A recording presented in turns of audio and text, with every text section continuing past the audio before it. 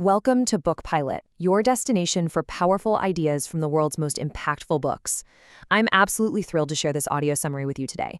We're going to tackle a paradox that, honestly, I know so many of us struggle with on a daily basis. It's Musashi's energy method, the paradox of exhaustion. We're exploring some radical ideas from the legendary samurai, Miyamoto Musashi, and let me tell you, it's going to completely flip how you think about rest, burnout, and vitality. Because the truth is, most of us are approaching our energy crisis entirely the wrong way. So let me just ask you a really direct question. Why are you always tired? I mean, think about it. You probably get enough sleep, right? You aren't doing back-breaking manual labor from dawn till dusk, and yet you wake up just totally drained. You drag yourself through the day feeling empty, heavy, and burned out. Well, what if I told you that this chronic exhaustion actually isn't a physical failure of not getting enough rest, but a mental one? Your energy isn't failing because you work too hard. It's failing because of how your mind is working while you're doing it. To really grasp this, let's transport ourselves way back in time to Osaka, Japan, in the year 1604. This is where we meet a 19-year-old samurai named Teishi. Now, Teishi had immense talent. He had discipline, ambition, the whole shebang. He trained harder than literally anyone else at his dojo. He slept less, pushed himself more, and yet within 6 months, he was dealing with this incredibly heavy, mysterious exhaustion.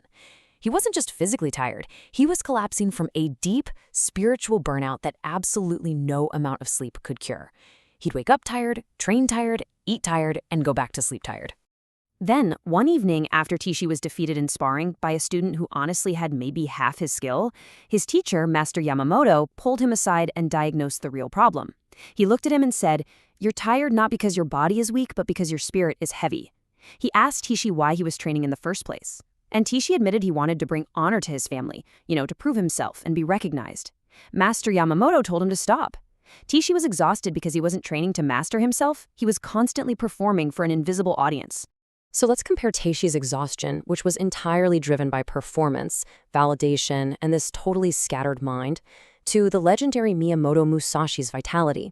Musashi fought over 60 life-or-death duels and never lost. Never. He trained relentlessly, painted, wrote deep philosophy, meditated for days on end, and lived to an old age without ever showing a single sign of burnout. How is that possible? Why? Well, because Musashi fought to understand himself, not to prove himself to anyone else. His energy came from alignment, not just brute effort.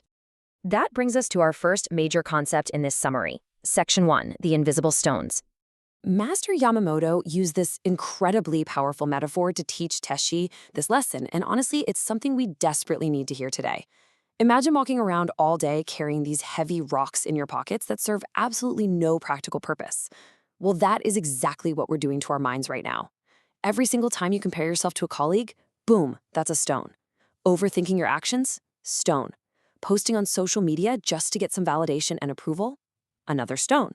Perfectionism? Fearing what other people think? Stone, stone, stone. Every single time we try to impress others, we add this useless, heavy weight to our minds, and it is literally draining our vitality drop by drop. Okay, let's dive into this next part. Section 2, the science of alignment. Now, you might be thinking this is all just ancient, mystical samurai folklore, but it's not.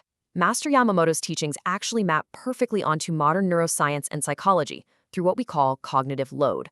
We're talking about the very measurable mechanics of how your brain consumes energy.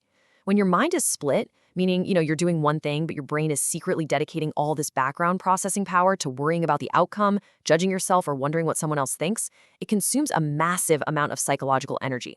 Sure, your body has limited physical energy, but your spirit's energy depletes almost instantly when it's divided. When Teishi was sparring, his mind was split between his physical movements and wondering, am I doing this better than Kenji? And that split, that is a massive energy leak. So the absolutely crucial point here is, how do we fix this leak? The answer lies in Musashi's core principle, Judo, which translates to the way of walking alone. Now, this does not mean being lonely. Not at all. It means walking your path without carrying the heavy, totally useless weight of other people's expectations. To teach this, Yamamoto made Teishi gather up all his possessions and then ruthlessly forced him to ditch everything that wasn't strictly necessary. He ended up with just a sword, some clothes, a blanket, and a bowl. Musashi famously wrote, "Do nothing which is of no use." To achieve Judo, you have to aggressively remove every single thought, possession, and attachment that doesn't serve your straight path. And here's the beautiful part. When you successfully drop those invisible stones and really practice judo, you enter the state of mushin, or no mind. We'd probably call this the flow state today. It's this incredible state of single-pointed action. All that internal commentary, the constant judgment, the urge to perform, it just completely disappears. In battle, Musashi wasn't thinking about his reputation. He wasn't even planning his next move while striking. He was just striking.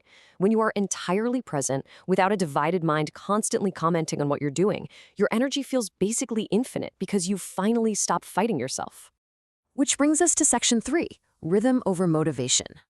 This leads us directly into how we actually maintain this state over a lifetime. If you want to conserve your energy long-term, you have to fundamentally change how you approach your daily tasks. We live in a culture that's totally obsessed with getting pumped up, right? But the samurai knew better. Motivation is incredibly energy expensive. Think about it. It requires you to constantly hype yourself up, renew your emotions, and convince yourself to take action. It literally drains you before you even start doing the work. Rhythm, on the other hand, is like brushing your teeth. It's automatic. It's just built right into your identity. Discipline creates rhythm, and rhythm conserves energy because it takes almost zero psychological effort to get started. Musashi didn't try to practice. He just was someone who practiced.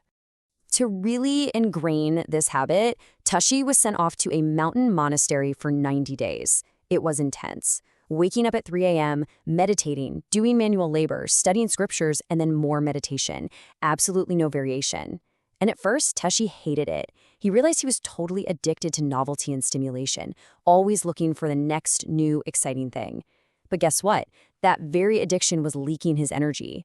The monks taught him that while novelty drains you, strict rhythm actually protects your energy. By being completely present during mundane tasks, like just carrying water without wishing he was somewhere else doing something else, Tashi found that his exhaustion wasn't coming from the work itself. It was coming from his mental resistance to doing the work. All right, let's move on to section 4, Judo, walking alone. Now, obviously, all this training is great when you're chilling in a quiet monastery, but what happens when this theory of alignment gets tested in a real, high-stakes, life-or-death situation? Well, after 9 months, Tashi comes back to the dojo totally transformed, and he's immediately chosen to face this ruthless, incredibly deadly ronin named Nakamura, who's been terrorizing the local villages. Nakamura fought with a completely divided mind. He was obsessed with the outcome, desperate to win, aggressively trying to overwhelm Tashi. And because of that, he was burning massive amounts of energy. Tashi, however, fought with an aligned mind. He didn't spiral into anxiety about dying or losing, he just responded to the moment in front of him. 10 minutes into the fight, this brutal ronin Nakamura was gasping for air, super sloppy, and just totally drained. Meanwhile, Tashi, who was just flowing and present, was completely fresh, and that allowed him to easily disarm the ronin with just one single precise strike. Afterwards, a very confused and defeated Nakamura asked Tashi how on earth he wasn't exhausted. And Tashi delivered this profoundly beautiful truth. He said, "Winning requires energy. Presence creates energy." Man, think about that. Nakamura was exhausting himself by fighting to win. Tashi was energized by simply being present to each moment. True energy, Musashi's ultimate secret, isn't something you build up by chugging more coffee or sleeping for 12 hours. It is something you stop leaking by abandoning your need to perform, to win external validation, and to carry all those useless stones. Which brings us to our final part, section 5, dropping your stones. So we've seen how these ancient survival mechanisms allowed a samurai to fight 60 duels without burning out. But how do we actually translate this into actionable steps for our own chronically tired, very modern lives? Well, here is the warrior's path to infinite energy. Step 1, just notice the weight. Pay attention today to every single time you do something just to seek approval or to compare yourself to someone else. Just feel the weight of that mental stone. Step 2, simplify your action to pure presence. When you're typing an email, just type the email. Stop the internal commentary. Step 3, detach from outcomes. You control your actions, guys, not the results. Just let the results go. And finally, step 4, remove everything of no use. Stop running around in scattered circles.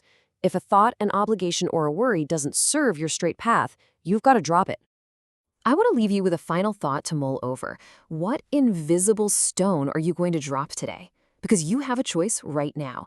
You can keep carrying around the heavy, totally useless baggage of other people's expectations, perfectionism, and constant comparison, and you can just keep wondering why you are always so desperately tired, or You can choose Musashi's secret. You can choose to walk your path alone, aligned, and completely unburdened. Drop the stones, walk straight, and just watch as your energy becomes infinite. If you enjoyed this audiobook summary and want to discover more powerful ideas from great books, subscribe to BookPilot and stay tuned for more. Start dropping those stones today.